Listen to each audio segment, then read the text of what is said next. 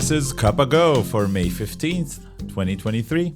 Keep up to date with the important happenings in the Go community in about 15 minutes per week. I'm your co-host, Shai Nechmad. And I'm your co-host, Jonathan Hall. What's up, Jonathan? Hey. It's been a long survey weekend. Season. It sure is. Survey says you're in for a good time. Don't miss Family Feud. Yeah, we should do Go Family Feud. That's a good idea. Sounds like a great meetup sort of event, right? Mm-hmm. Get some contestants up on stage. Yeah. Which is if you have to log, which library are you using? Survey says Go Kit/logging. Slowly, all the answers are going to become standard library, though, right? With slog and stuff like that. Right. All right, we have a ton of stuff to go to and talk about this week. We're going to mention the survey, of course. It is survey season. But let's start off with some conferences. What conferences are coming up? Yes, we mentioned a couple last week. We're not going to mention those again today, except in this very sentence. But we do have two new conferences to mention coming up in June. Go for China will be in Beijing, June 9 through 11. We'll have links to that in the show notes. And GopherCon Europe in Berlin, June 26 through 29. So if you're in China or in Europe, be sure to check those out. I was thinking of going to the GopherCon Europe, but it's just not in the cards for me this year. But I may be going to some other European conferences later in the year, in November and September. So we'll see. Fingers crossed. Fingers crossed that you make it to GopherCon Israel. Yeah. That would be fun. I've never been to Israel at all, let alone to I've never been to GopherCon, honestly. So that would be great. Well, I've talked at the GopherCon, and you're an official Go contributor. And between the two of us, we make one good Go community member. Awesome. So, yeah, check out those conferences if you're in those areas. But let's talk about what's on everybody's mind, which is the Go Dev survey. It came out last week. What can you tell us about it, Shai? Were a lot of responders. Almost 6,000 respondents shared how they're using Go, what are their challenges, what are their priorities for future improvements, which coincides pretty well with our audience numbers as well. We've had about 6K people listen and download the show already. So I assume every single respondent is also someone who's listening. So thank you. I'm sure there's no flaw in that logic at all. It makes sense to me. 6K here, 6K there. It has Must to be the same 6K. Yeah, it has to be. But I'm a little proud that maybe one or two people responded because we mentioned the survey a few months ago, and we were like, go fill it out. But these results can help the Go team, focus on what matters to the community, and also the people who contribute to and support the Go ecosystem, whether they be open source maintainers or podcasters or blog writers. They can focus their efforts according to what the community said. And there are a few highlights. You can go check out the survey for yourself. It's in the Go Dev blog. It's the top post right now, and we'll also post the link, in the show notes. So before you listen to our hot take or the inevitable Reddit flaming post that will pop up next week, just go read it for yourself, right? Yeah. But if you want our hot take on it, we can go through some of the key findings and the highlights and the stuff that we found interesting. What stood out specifically to you, John? Well, I can't pass up the opportunity to talk about that I use Linux, because that was in the survey that Linux ties Mac OS for the number of people using it to program in Go. At the advanced level or expert level, 63% of expert Go developers use Mac OS and 63% use Linux, which is interesting that there's 63% of both, because that's more than 100. That means some people are using both operating systems. But even at the other levels, it's virtually tied. So that's my big hot take is I use Linux. Mm-hmm. It's you have to tell us. So right, it's obligatory. But to me, it's Mac and Windows, unfortunately. But just because I'm a gamer, so my home machine is Windows. But now I have my own separate dev machine, and that's a Mac. So I guess I'm going to be 100% Mac from now on. Foreshadowing for later, there's the Stack Overflow survey that's open now. Yeah. And there I only filled Mac for next year because I don't imagine I'm going to be using anything else for coding. I did do a little Go development in Windows, or actually WSL, for a little while, and it was gaming related. I was using some Go scripts to build some mods for Fallout 4. So, but I haven't done that since my kid was born 2.5 years ago. Haven't had time. Fallout 4 in general. Yeah. Right, exactly. So what stood out to me was the groups of responders that if you go back through our episode catalog when we talked about the survey structure, one thing that I really liked is how they structured if you program at work in Go, program in Go outside of work, program at work in another language, which is sort of, very interesting compared to the immediate next result, which is how satisfied are you with Go? So overwhelmingly, people are very satisfied with Go.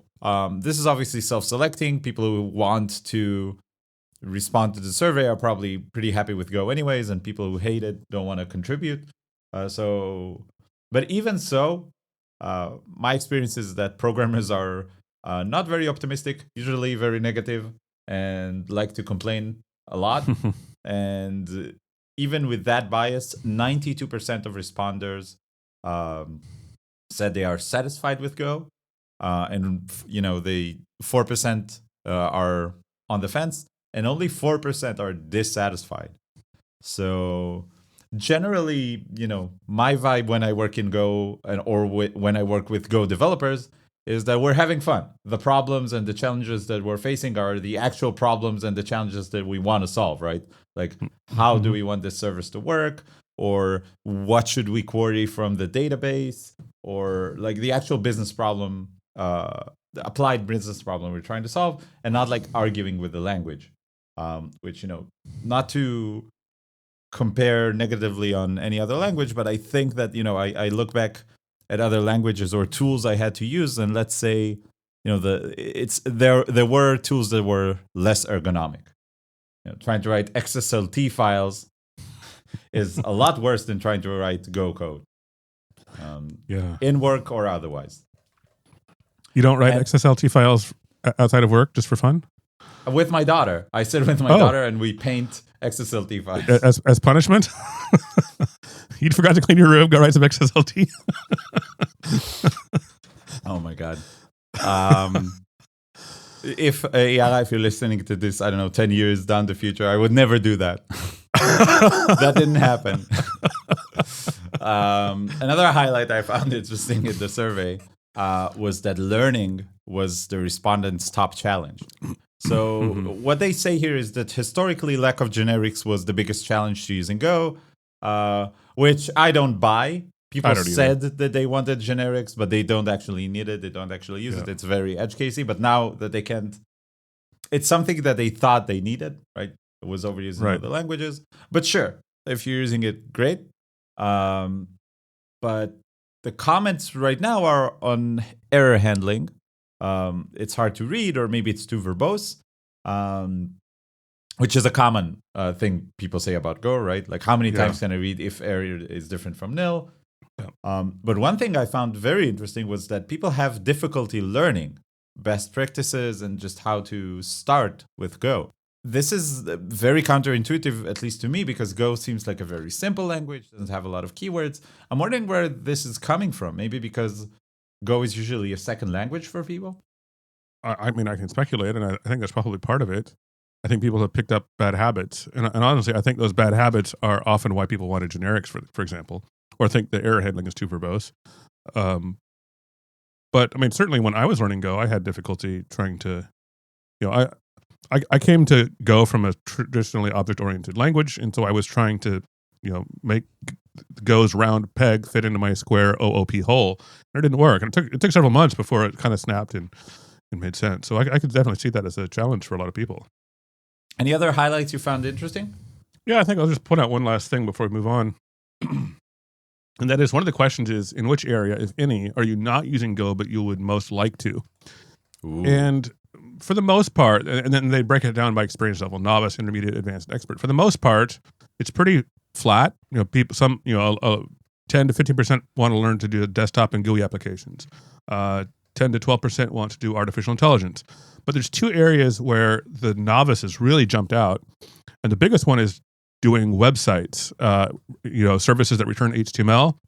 13% of novices want to learn to do more of that, compared to 5 to 4% of the others, the advanced and intermediates. And then right behind that, the novices are also most interested in learning to do APIs and RPC services. So web services that return non-HTML with 8%, and then the other levels are much lower. So it's kind of interesting that for the most part, the community agrees on what they want to learn to do, but novices in particular really want to learn to do web services. One thing I really like about this result is that experts highlight that they already use Go wherever they would like to, which as an answer sort of has two ways of looking at it, right? Oh, they use Go everywhere, or they use Go exactly where it's needed. You know what I mean?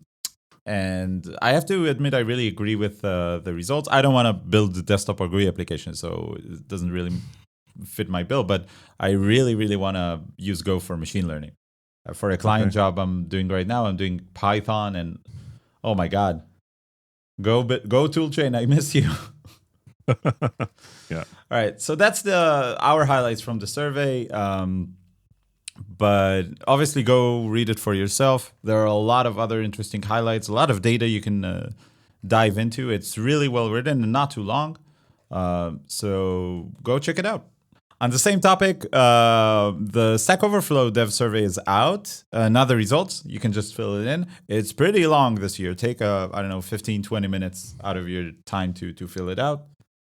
Yep, I do encourage you to fill it out. It does seem a little bit more commercial this time. Like it seems like it's market research for Stack Overflow a little bit more than in past years, as opposed to just general trends. But still, I think I'm looking forward to the results to see how it goes. Yeah, I filled it out already this morning, and it's different. First of all, there are a ton of questions about AI. Like a third of the survey is about AI and AI tooling and how do you use AI? How do you think we should use AI for Stack Overflow? Exactly. And also a lot of a survey is focused on Stack Overflow for teams, but I think that part is optional. You can skip it, which is fine. Mm-hmm. Makes sense. Stack Overflow feeling the moat sort of dry up around them. So you need to be a bit protective. All right. And let's go to our normal schedule programming. What's going on with proposals this week? Yeah, we have a lot of proposal news. We'll try to zip through it. Zip through it because Google now allows zip domains. Do they? Should we switch to cupago.zip? I don't condone that TLD. It's just going to be used for malware, and I out of respect to the malware developers, I prefer they open up a cupago.zip so people who want to download our episodes or maybe get a zip file of all the merch options in our shop. The malware developers, you can take it on me, on the house. Nice. All right, let's zip through them. Yeah. So this is a proposal we've actually been talking about for several months. It's about changing the semantics of loop variables. And you may recall that we talked about implementing the experiment to enable that feature, which has already been merged and been running on tip. It's not released generally yet, but you can run it if you want to on tip. But this last week, Russ Cox submitted the final, I suppose, formal proposal to make the change, probably in Go 122 if the stars align. Might be later if things don't all align. But that's I think it's good news. It's one of the things. It's sort of one of the warts on Go that's bothered a lot of people, newcomers especially. So it'll be nice to have that fixed. It'll be really nice once the versions where it's not fixed are completely deprecated. So give us 4 years. We'll be there. Yeah, it'll take a while, but I think it's been thoroughly discussed. And obviously, we're talking about Rust, and you see in the issue, it has like 500 upvotes and hearts and rocket ships.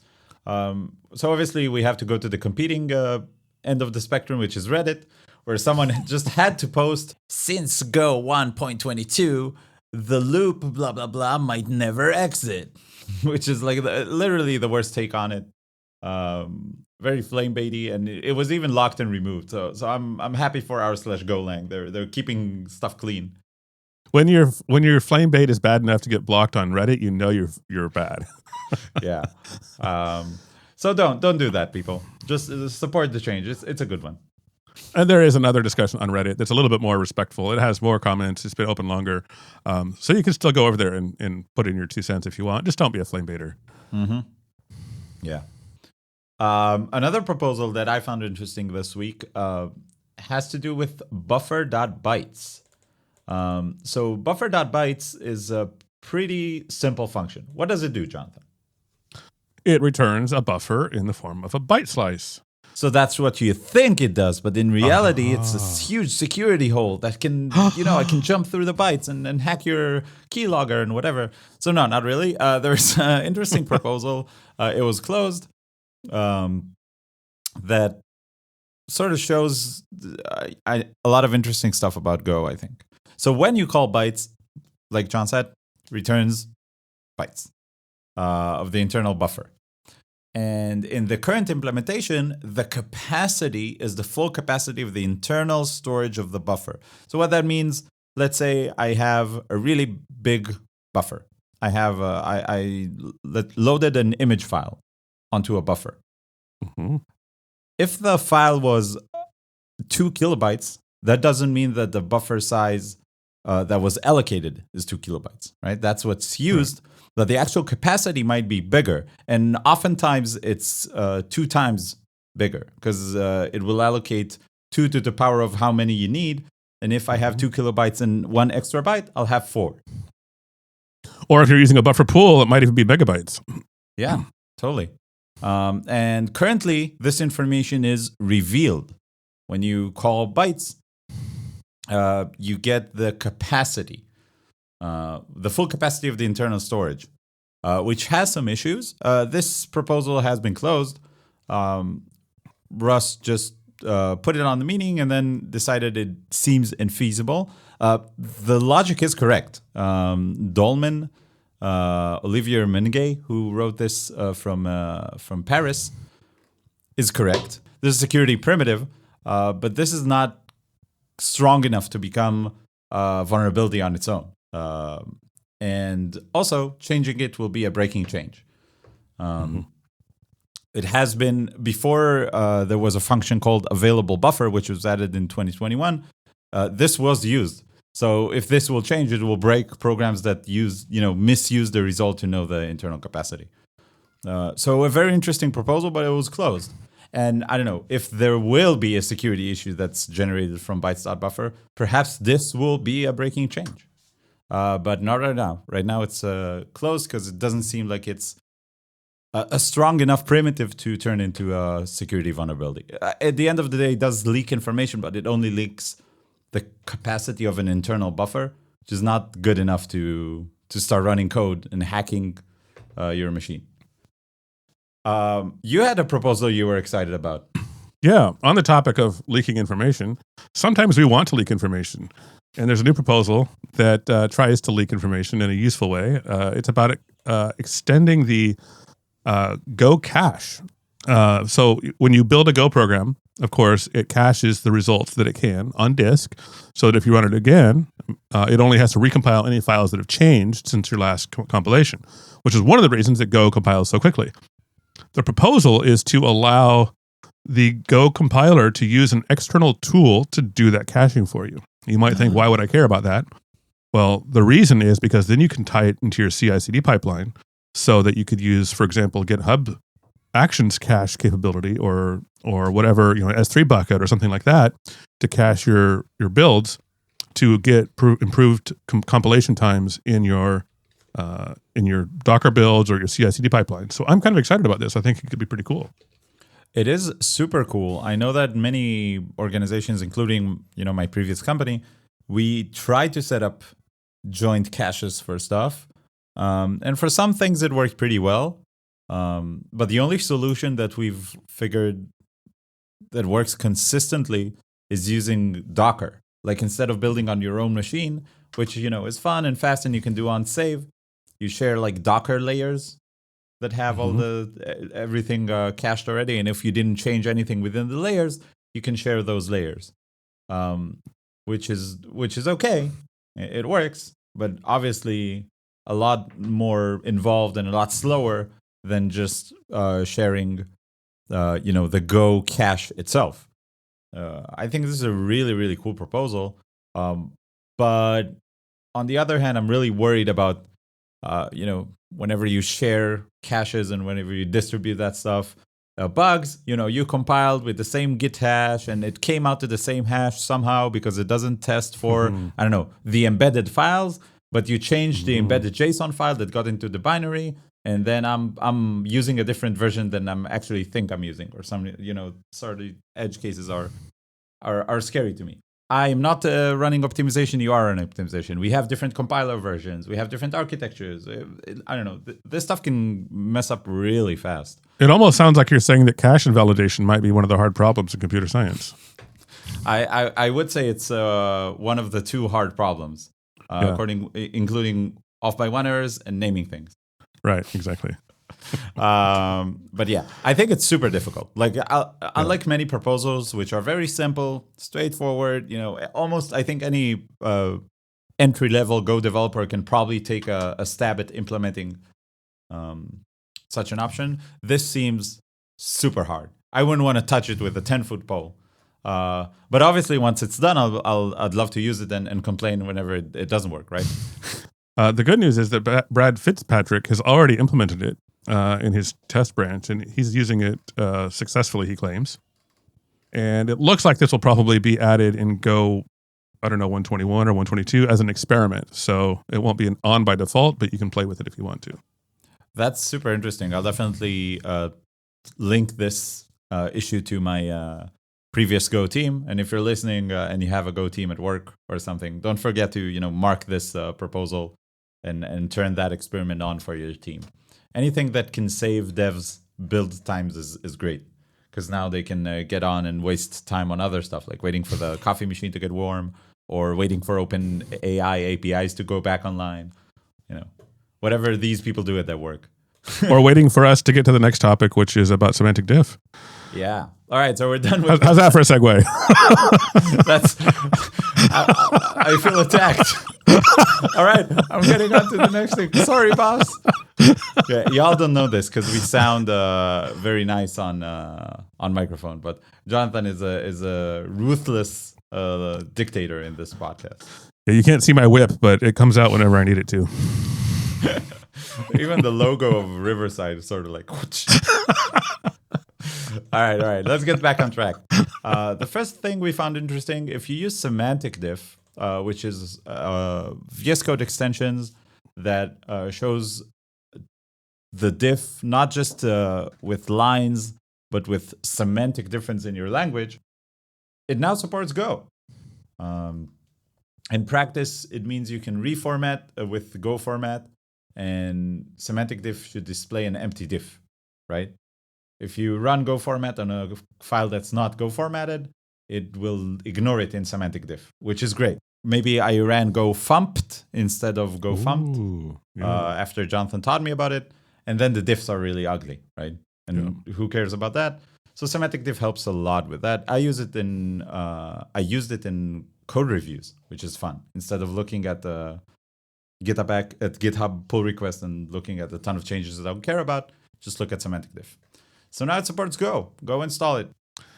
So one last release this week before we start to wind down for the day. Just 2 days ago, Rudis, is that how that's pronounced? Was released. No idea. I imagine it, with a Spanish flavor. Ruidis. Ruidis? I don't know. Yeah, that's not Spanish.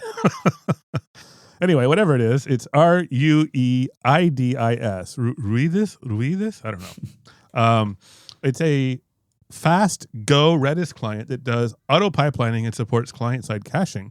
And this was just released. Version 1.0.3 was released 2 days ago by Redis. So this is an official project. It's not just some hobby project.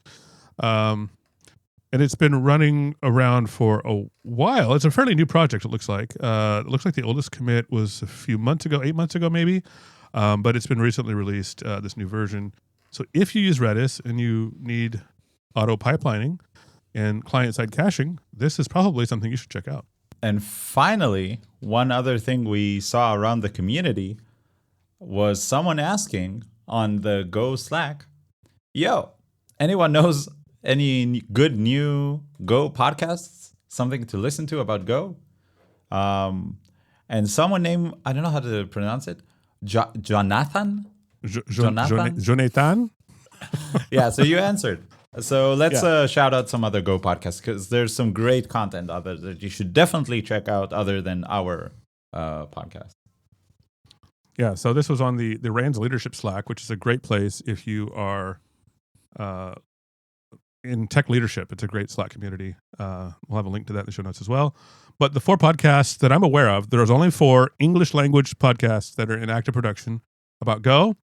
The first and probably the most popular is Go Time.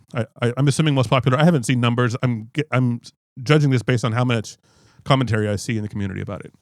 But I think Go Time is probably the most popular. Go Podcast, which is a clever name. Go space podcast with parentheses, so as though you're launching your podcast in the background. Mm-hmm. Arden Labs has one. They're the one of the sponsors, if not the sponsor, of the official Gopher Slack. So they host their own podcast. I think Bill Kennedy is on that podcast. And then, of course, this one, which needs no introduction. So check out those other 3 also. They're great resources. So that wraps it up for this week. We have so many things to talk about. Jonathan and I talked at the beginning of the episode. We were afraid that, we're not going to have enough Go news every week. But the opposite is what's happening. We have 15 stuff every week that we just don't include because we don't have time. So, if you do want us to talk about stuff that interests you and we maybe missed, or we maybe decided to omit because we don't have time, let's go talk about it in our Slack community.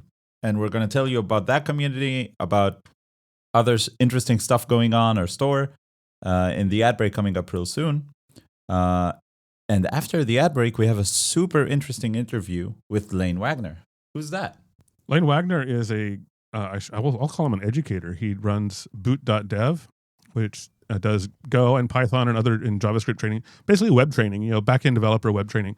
So we're going to have an interview with him about what that does, what he does, and how you could take advantage of his knowledge. All right. So we'll see you during and after the break. Until then.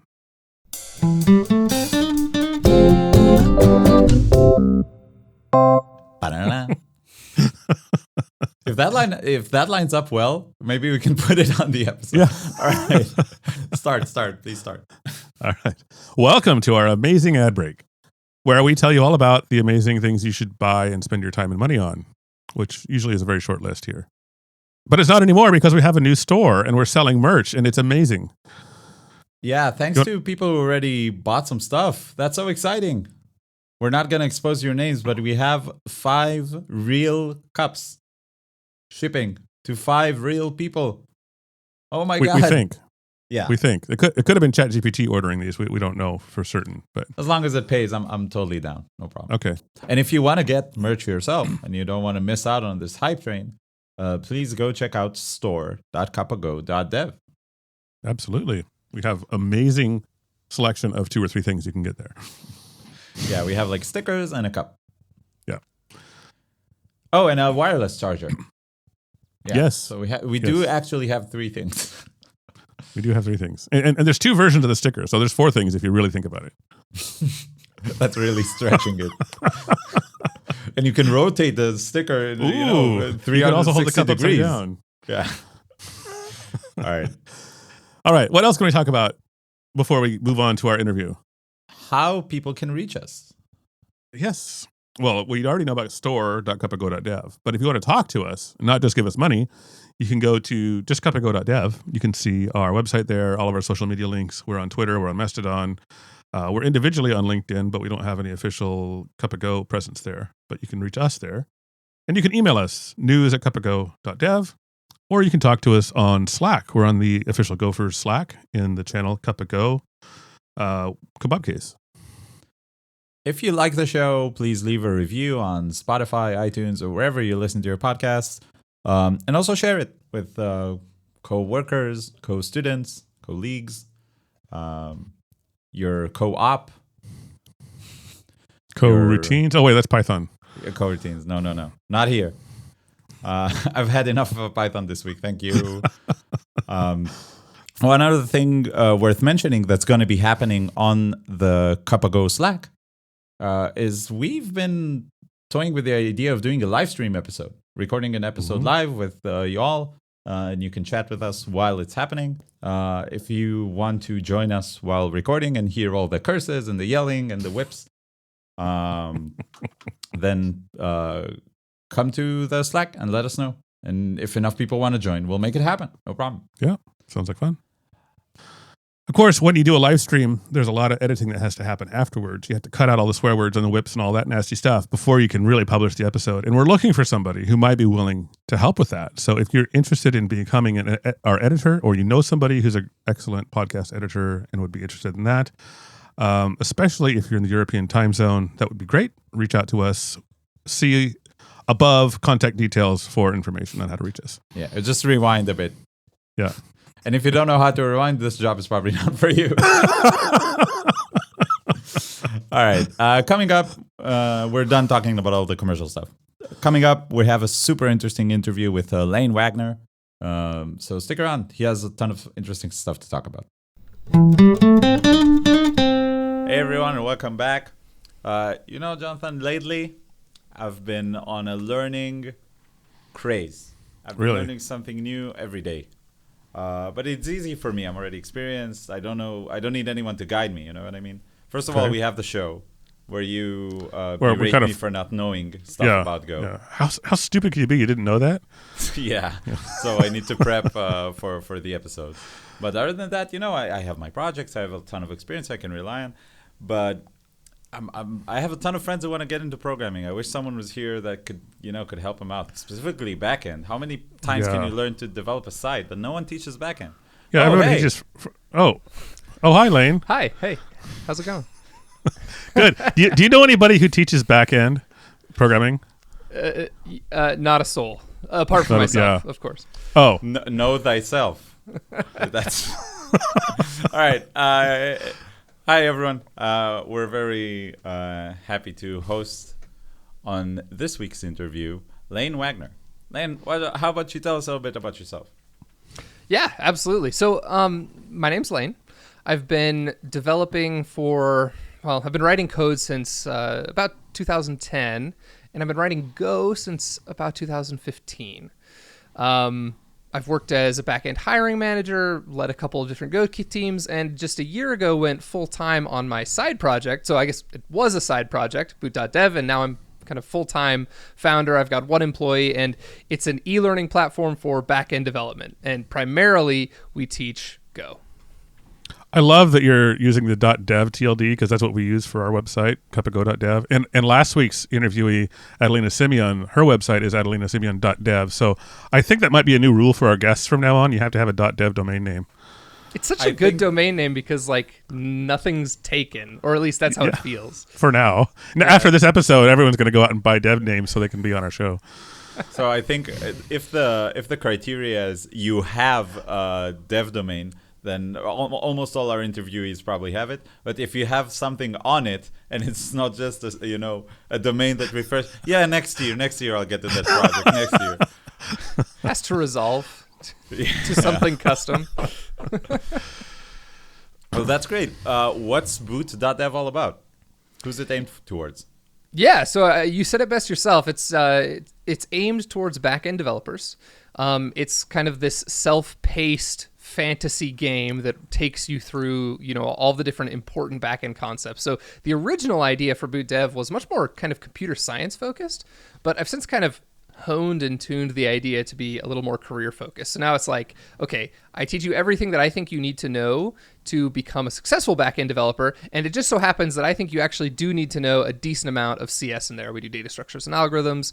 One of our approaches is this is going to take a bit longer than maybe other ed tech or boot camp kind of programs market to you, right? We're not saying 3 to 6 months. We're saying 6 to 12 or 6 to 18 months is realistically how long it's going to take to learn all of this stuff. We start students in Python, teach a bunch of coding basics, like I said, data structures, algorithms, kind of OOP fundamentals, and then we move into Go and talk about web servers, databases, networking, that kind of stuff. I heard you say you start with Python, then I thought you started to say, and you teach basic, and I was getting excited for a second there, but then I realized that's not what you said. It's 2023. Yeah, I like teaching things that are applicable to. So you mentioned you mentioned the word fantasy. You mentioned the word game. Going into the about page, the first thing you say is that coding is fun. I couldn't agree more. And it's really refreshing to see, the focus on the emotions that coding can bring and not just the paycheck. What made you focus on that instead of, come learn backend with me? Because backend developers have a higher average salary of XYZ than, I don't know, frontend. Right. So most people that are getting into coding, in my experience, they don't fail because they don't have access to information, right? Like, information at this point is basically free. You can become a doctor on Wikipedia. I mean, you won't get the license, but you can learn all this stuff, right? People don't fail, because they don't have the resources. They're failing, quote unquote, because they give up. Right? It gets really hard. There's a lot of stuff you have to learn before you're, generally speaking, kind of qualified for an entry-level job. And it can become intimidating and it can be hard. But the interesting thing is almost everyone who starts has a lot of fun right at the beginning. And generally speaking, when things are working, it's really fun. You have kind of this inherent game in coding of a tight feedback loop, right? You have this small problem you're working on, you write some code, you run the code, you see if it passes the test or does the thing you expect it to do. And you get kind of this game loop. The only reason it becomes not fun is when you hit walls that you can't overcome, or the resources that you're following along with, you have a hard time seeing why this would apply to what you actually need to know. That could be a very frustrating feeling, right? I'm learning this thing and I have no idea where I would ever use it in a real application. So at Boot Dev, we teach all of that, in my opinion, important theoretical stuff that a lot of times boot camps are skipping over. But we try to do our best to make it as fun as possible, and to always couch it in real world practicality. This is, what a binary tree is, and that's how databases work, right? And that's why when we select your user record, it's going to be very, very fast. You'll be able to load your page very quickly, that kind of stuff. Talking about fast feedback loops, one of the things I've experienced is that people hate to learn testing because it sounds super frustrating. But the moment you teach juniors how to test, how to write a single unit test, they freak out because the loop is so fast and it's green and red, and it's very easy to work with that. Seems like you take, or I don't know if you, but Boot to Dev takes an even stronger approach to that, and you have stages and you go through the stage. It really feels like, again, even with the background, I don't know how well this will carry since this is an audio show, but the background of the site just looks like a video game cover of the latest Unreal 5 release, adventure game, open world, go grab your loot kind of thing. It looks like Baldur's Gate to me, honestly. That's the first thing that comes to my mind. This is Baldur's Gate 12 or something? The Mid-Journey prompts I use to generate those images are let's see, World of Warcraft, Lord of the Rings, Magic the Gathering. So yeah, we're getting kind of the fantasy video game vibe. We're all into AI-generated icons. The logo for the show is AI-generated as well. No way! You guys' logo is awesome. That's really cool. That might be another requirement for our guests. You have to have an AI-generated logo. I couldn't figure out how to do an AI-generated logo for Boot Dev because Midjourney does really poorly with text. And I wanted it to, how most video games have their text in the logo. Yeah. But yeah. I'm sorry. Now I it'll forgot get what the better. question was. You had a question for me, Shay, and then we just talked about art. First of all, that's great. But you mentioned that the tight feedback loops are a huge part of learning. Why learning is fun, and it seems like you're trying to keep that alive throughout the entire course, which is not short. Like the career path, just walking through it here, like you said, Python, and when I say Python, it's 143 lessons in the course, or for example, the Go part is 168. And obviously, I like Go better. And you're correct to do so. How do you keep the tight feedback loops coming over a 6-month or 12-month learning period? Yeah, that's a good question. And to be honest, it's a little tricky. So early on in the course, so we start students in Python to teach like coding basics and data structures and algorithms. Those lessons are much simpler, and a lot of times it's like a one-line code change to get the test case to pass and to be able to move on. As you move throughout the course, not everything in the program is that same format of write some code in the browser, run the code, see if it passes. My employee and I joke, we've basically had to build custom technology for almost every course because we're really passionate about the idea that learning SQL is very different than learning Python, and you're going to need to interact with it in a different way. And kind of as you get down towards the bottom of the career path, it's a lot more project based. So you're building stuff on your own machine. We're kicking you out of the browser, out of the sandbox, and you actually have to do some stuff, right, with the command line. And that's where it gets tough. And I think really all you can do is get people through. Now I'm just speaking from an educator's perspective, but you really need to get people through that first 1 or 2 months. The retention curve on people learning to code, it has a really steep fall off after 2 or 3 weeks. So you can get people through 4 to 8 weeks, and now they're comfortable and they're starting to get all these different primitives like loops. Then they can actually trouble their way through stuff, right? They can, I mean, we know how it is, right? When you're working at a job, sometimes you're beating your head against a specific problem for weeks before you see any measurable progress. But the only reason that you're able to put up with that is because you understand that you are making progress, even if there aren't new tests passing every day. So I guess to answer your question, we front load the dopamine hits early to get you through that hard stuff and to get you understanding the basic concepts. And later it's just like any other, engineering job. You kind of have to puzzle your way through larger projects. Yeah, it works for me with Duolingo. I'm on a 108-day streak, and sometimes it's dopamine. I'm cruising through the leaderboards. I'm learning another language, and it's personally important to me, so it's easy to keep the motivation. But sometimes it's the other way around. Where's my dopamine? I need to continue. But as long as I'm continuing, that's what matters, right? So my employee and I were just having a deep discussion about this last week. So we have a bunch of achievements in the app and roles that you unlock. Yeah, we have a leaderboard, and we recently redid a bunch of achievements. The interesting thing about our achievement system at present is, like I said, it's mostly front loaded. So if you're doing the entire career path, you'll actually unlock most of the achievements and roles about halfway through. And we're okay, we need to extend this so that there's more stuff to do later.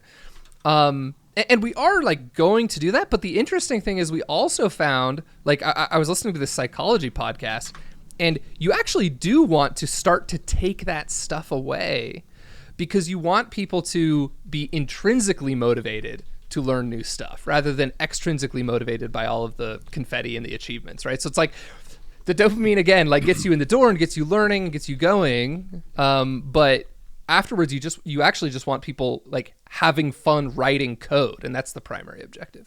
I like that. I mean, I've never been a big fan of Duolingo. I've played with it, but I've done some other language learning stuff years ago when I was building my own language learning app, and I was basing it on this spaced repetition concept, which you probably at least heard of. Yeah. Which is very commonly used for flashcard type stuff, whether it's languages or learning just facts about stuff. But I think the general concept makes sense to almost any sort of learning approach. You need to learn something, and then you need to be refreshed about that thing at some interval, but that interval gets longer and longer as time goes by. And I imagine that there's a similar curve to where you need to give people rewards for something. When every mobile app, even games on consoles these days, you finish the tutorial and you get an award. Yeah. Like, I haven't even done anything yet, but I got an award for whatever. And then you start playing, and 10 minutes later you get an award for you collected a gold coin or whatever the thing is. And then those things get more and more infrequent. And I've been playing whatever my latest game is, and I see on my PlayStation I've collected 75% of available rewards in this game. And now it's weeks between time. I don't play that often. I'm not, I play a couple hours, maybe an hour or two a day, 4 days a week or something like that. So it was not really a hardcore gamer, but still, it's weeks or longer between rewards now. Whereas it used to be, my first session I would get 4. So I can really see how that's the way that at least works in other games. I'm sure there's psychology behind it. If Sony thinks it's a good idea, there must be some evidence. Yeah, we actually carbon copied World of Warcraft's classics leveling system for our game, straight carbon copy. And I went and read, they published some research about why they did it the way they did it. You'd think it's like a straight up formula. You get this amount of XP, you level up this many times, right? But actually it's not. It's very carefully designed. Levels 1 to 18, you have a certain kind of growth factor, and then it slows down because they decided around level 18 in World of Warcraft was when you need to, grind it out for a bit. And it's really satisfying to have to put in that work. So we haven't done that level of optimization yet, but people are looking into this stuff for sure. All right, so Lane, one thing that I would like to ask you about the Go, course, you go through a bunch of topics, and rather than asking you which topics you go through, which topics did you have to leave out? Because you have 168 lessons, but obviously, or challenges, I should say. But obviously you can't go through everything and every library that the language has to offer and every structure and every sort of system. So how did you decide what to leave in? Yeah, that's a really good question. And thankfully the answer is actually that in Go, I was able to go way more in depth than I did with Python or the little tiny bit of JavaScript that's in there, because by the time you get down to the Go stuff, you've learned all the basics, right? Mm-hmm. So I don't need to worry too much about you're not ready for this, which is great. What did I leave out in Go? So first things first, let me just cover, there's 3 Go courses on the platform at the moment. There's the Learn Go course, which is the syntax of Go, right? The basics of Go, how it works as a language. Then we teach web servers in Go. So you're building a CRUD application, a RESTful API, right? JSON API. And then we also have a cryptography course in Go, which is kind of an elective at the end of the learning path. What I don't do is go super in depth on lots of different libraries and framework options. The web servers course is really it is the first time that you'll actually use any external tooling to the standard library. So the Learn Go course itself is all just standard library. Just to name a few, we got chapters variables, functions, structs, interfaces, errors. We're just going over the primitives, really. And there's 168 exercises of that. There's actually a good amount of stuff to cover, because it's also the first time I'm introducing students to concurrency, right? And channels, mutexes, things like that. The web servers course, I'm using 2 libraries at the moment that I'm actually 3 libraries that I'm a really big fan of. SQLC for SQL stuff. It's a pretty lightweight code generation library for SQL. Goose, which is a migration tool. And I'm using the Chi router. And I'm very specifically leaving out, this is, I guess, to answer your question, omitting any sort of more heavy-handed frameworks. And the main reason for that comes from personal experience. I actually learned web development the first time in Django, in the Python ecosystem. And I think it really set me back. It was actually really challenging for me to understand what the heck was going on. I'm the kind of person that I learned something and I want to at least understand one level down kind of what's happening. And I was just being told in tutorials oh, you need to add this configuration thing because it makes your app more secure. And I'm like, why? Like, I don't even understand how authentication works in my own app. Like, like I just installed this stuff. So I definitely take the opposite approach of like, let's avoid the frameworks. Let's use smaller tools so that we can understand their surface area. And so I do end up kind of omitting some of the, what some people would consider like, nice anti-boilerplate stuff, just because I want you writing boilerplate for the first couple times. I think that makes a lot of sense. SQLC is transferable. I think it's a transferable skill. Like if you start with SQLC, you can transition into GORM or bun uptrace or like stuff like that and understand what these tools are doing for you, but definitely not the other way around. Until some bug, in GORM bites you in the ass and you're like, what's happening? Then you have to enable the debug log everywhere. Yeah, exactly. Every time I'm talking to people about RMs, I'm mentioning that meme where like, I should just learn SQL and then the bell curve goes up and it's like all the ORMs and the frameworks and whatever and the abstractions, and at the end, just use SQL again. I that's definitely where I've landed over the years. Yeah, I can see it because there's a Learn SQL the course in your backend development course, which some people would say is heresy, but I totally agree that it belongs there. I can't imagine the danger of having like no one on your backend engineering team that's like not a SQL expert. Like I can't imagine just having the entire team rely on an ORM and at least not having someone that knows what they're doing with kind of what's going on under the hood. So I'll be completely honest here. I'm super bad at SQL, and in my last team we weren't great. Like we knew SQL basics, but no one knew like the expert stuff. What's auto vacuum or whatever. And we partnered with some learning company. They do one-on-one lessons, so it's not like self-guided courses. It's one-on-one lessons with instructors, so it's all more expensive. And they came and taught the team some stuff. And a day after they taught us, for example, about vacuum and out of vacuum, we had a bug in production about vacuum and out of vacuum, and I was like, "Whew!" So it's That's great awesome. to see it on the career path. Yeah, totally. Are you still developing additional courses, or is this pretty well set? I mean, I imagine you at least update the existing courses as language features change, but what does the future look like in terms of the content? Yeah, so we update the courses a lot. I get about 70 tickets a week to update. Wow. We have a very tight feedback loop in the app of like anyone can submit any issue with any exercise. So people are submitting like tiny typos or grammar mistakes or like, I think this explanation could be better if. And so we actually have to sink a lot of time in like updating the courses, making them really, really good. And it's actually pretty easy because they're mostly text-based. So, making updates is pretty quick. Is it complete? Definitely not. On the sidebar, I don't know if you're on that like main track page. On the sidebar, there's a roadmap of like what we plan to build. It's hosted on GitHub, and there's a lot of kind of going deeper courses that we want to cover. Things like distributed systems, pub sub architectures, NoSQL databases. What's actually going to live in the career path versus what's going to be considered an elective is still kind of up in the air. And I would say that for the most part, like the bones of the career path itself are pretty well set. There's really only a couple of things I want to add to that. And then it's like the world of back-end development and DevOps is huge. So there's going to be all this stuff that you can and should learn even after kind of getting that entry-level job. One thing you mentioned about the getting an entry-level job, which I found interesting. I think many people would be attracted to boot.dev or other e-learning platforms as, I heard like my programmer friend works from home.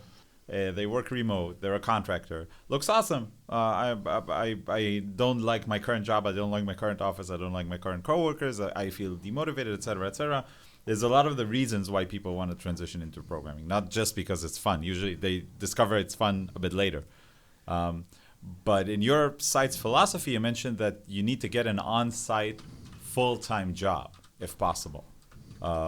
So what's the reasoning behind that? Because it sort of perhaps contradicts the reason some people want to get into software development. Yeah, great question. I get asked this a ton, and I do want to just very quickly point out this is like advice mostly for people that are in a similar situation to me. So like I live in the United States, right? I got my first job in my early 20s. It may be different if you're like, I don't know, living abroad or somewhere where there aren't any local jobs. But the reason I recommend local jobs is you'll learn so much faster as a junior developer if you're sitting with a team for that first year, right? You're having lunch with them, you're hanging out, you're able to literally turn around and talk to someone about a problem that you're having rather than having to schedule a Zoom call. In my experience, you just get a much more kind of collaborative, tight feedback loop if you're in the office working with folks for that first job. Now, I'm not trying to say you should never work remote. I definitely think yes, you are. You hate remote work. I can tell. As I like look around, I work from home. It's also like actually a lot harder to get a remote job as a junior dev. Yes. Companies are more skeptical of your ability to work remote if it's your first job, and when you apply local, the pool of candidates you're competing against is much smaller. Right. When I apply for a job that is, requires that I'm here in, American Fork, Utah, I'm competing against like 3 other developers. When I apply to a job position that's been open to the world, I'm applying against 200 other people. So there's a few reasons for that. Not huge Go meetups in Utah. We actually do have one, and I've been a couple times. I think we get like 20 people to show up. It's not bad. Not bad at all. Not bad at all. Cool. Well, other than boot dev, which we talked about a lot, is there anything else you think we should mention that we forgot to mention that people should check out, people should read, people should click? Yeah. The other thing is I've started a podcast. It is called Backend Banter. None of the episodes have been released yet. I've recorded 8 of them so far. I'm getting thematic fantasy music made, so that's holding me back just a little bit, but they should start coming out next week or the week after. So definitely keep an eye out for that. Again, it's called Backend Banter. We'll be talking about Go and backend development. That's awesome. Welcome to the space of backend related podcasts. Thank you. There's not enough of us, is what I found. I do have a couple follow-up questions before we jump to the conclusion. Because we've been talking about some of the benefits to courses like this for beginner developers. Is boot.dev specifically for beginner developers, or would it be something, maybe a front-end developer who wants to learn back-end, or maybe you've learned Java and you want to learn these new technologies? Who's the target audience there? That's actually a really good question. So, like to peel back the onion a little bit and tell you about like my audience demographics, actually about 50%. So the biggest like single segment of boot dev customers are people with some coding experience. So think like less than 6 months coding experience. Usually they've done a lot of say like IT or sysadmin or maybe even like kind of DevOpsy work. And now they're interested in like, learning more about code and the application side of the stack. It could be Java, it could be something else. But like the point is a good number of our students have written code before. About 25% have never written code before. And about 25% actually are already professional developers that are just like, looking to learn a new technology or go back and learn, some CS concepts that they didn't, maybe they didn't go to school for development and that kind of stuff. So it is a little more broad in that way. So really, if you're interested in learning Go, or you're interested in kind of brushing up on the fundamentals of backend development, things like data structures, algorithms, databases, HTTP, then there's very likely a course for you, even if maybe the entire career path isn't something that you need. And can you sort of pick and choose? Like if I'm already a Python expert, but I want to learn Go, can I just do the Go related courses? Yeah, so at the moment, everything is membership related. So you can pay by the month, you can pay by the year, or you can buy a lifetime. So if you're just interested in a course or two, I would recommend just getting a monthly membership for, a month or so and just doing the courses that are interesting to you. Cool. And then I wanted to ask another question that I kind of asked a similar question a couple of weeks ago when I interviewed some Go recruiters, because I think you probably have a unique perspective on this. What advice can you offer to people who are trying to get their first Go related job? Maybe it's their first programming job at all, what they want to do Go, or maybe they've already been doing Java or Python or something, and they're trying to get their foot in the door as a Go developer. Do you have any advice you can offer based on your experience? Yeah. So the really nice thing about Go, and I think this is still true, I try to keep a pretty, good pulse on the market, is that it's still a smaller language, and people don't realize that that's actually a huge advantage. You think, I need to be learning JavaScript or Python because, there's more job applications for JavaScript and Python. But the interesting thing is when you apply for a JavaScript or Python job, again, there's like hundreds of candidates. When you apply for a Go job, there's like 10. And this is a very stark example. My last job, I would literally put up a job posting for a Go developer, and I would get 10 applications. And my coworker who ran our JavaScript kind of front end side of the stack would get 150 applications. Yeah. It's like you already are at a pretty good advantage. But if you don't have a formal education, like a CS education, which is what a lot of times backend developers will have, you just need to be very project based, in my opinion. Like you need to have a lot of stuff you can point to and say, look, I built this thing, right? Look, I built this library in Go. Look, I built this, this server, and I stood it up here, and it's aggregating some blog posts or whatever it's doing. Look, I built this command line tool that's useful and solves XYZ problem. I think that's your biggest tool is relying on open source contributions and real tangible projects that you can build and show to hiring managers. And like I said, I think you're at a pretty good advantage just being in a slightly more niche language like Go. Awesome. All right. So let's wrap up then. I think we warned you ahead of time. We always ask our guests 2 questions. The first one is, someone holds a gun to your head and says, Lane, you have to remove a feature from Go. What would it be? And I'm assuming removing all of the tutorials about GoPath pre 1.13 doesn't count. Probably not. I think that feature's already been officially deprecated for a very long time. But yes, that would be great to get rid of that. Yeah, if I could get rid of that, that would easily be number one, because I teach a ton of students, and that's always a question. Yes, they're like, I read about this GoPath thing. Oh my god, it's terrible. Okay, so what I would remove is definitely reflection. The idea of runtime reflection, right? Parsing reflect tags in, structs to get like a JSON structure and things like that. I think is a very dangerous runtime thing to do. That kind of stuff I feel like should definitely be done at compile time. Yeah, I'd look into restructuring however, reflection works under the hood. I like that answer. So you can do it compile time if you really work hard, but it's so easy to use struct tags. I remember at my last job, we started using them for everything. And then you have a struct that like defines the JSON, the protobuf, the database structure, and the documentation and the validation, and it would go like... You have like 3 kilobytes of struct tag per field. Yeah. And to be clear, I wouldn't remove them without having a new solution, because like that's the way we do things right now.